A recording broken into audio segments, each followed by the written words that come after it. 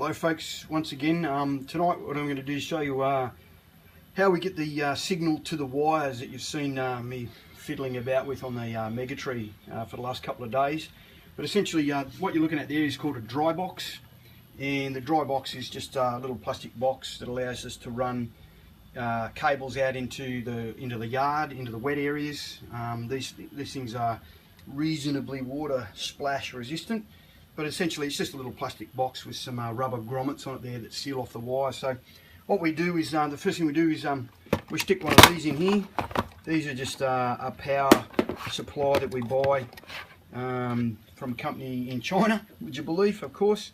And what it does is it converts 240 volts into, in this case, 24 volts. So, you know, normal standard 3-pin plug on the end of there. We just crafted that up. And essentially we run out the other end, we just run out some terminals. So what we then do is we take a piece of real estate sign, for those of you in the know it's commonly referred to as core flute, and we just position that in over the top of the power supply, and then once that sits in there nice and flat, we've cut those grooves in there to allow a little bit of airflow in there. It doesn't get very hot, but it has a self-switching fan. There's enough there to allow the air to circulate in and out. And then we take these marvellous inventions here from the United States of America. These are the DC circuit boards that we run, and essentially we put 2 DC circuit boards in there side by side. Just tack those in there with a couple of little self tappers.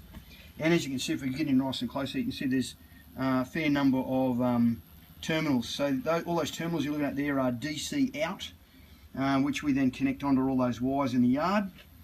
This then connects back into a thing called a Showtime Director, which is the marvellous device that teaches this thing, tells it when to turn on and off. And essentially, without getting too much more technical, what you're looking at now is just the DC controller for each element of our light show.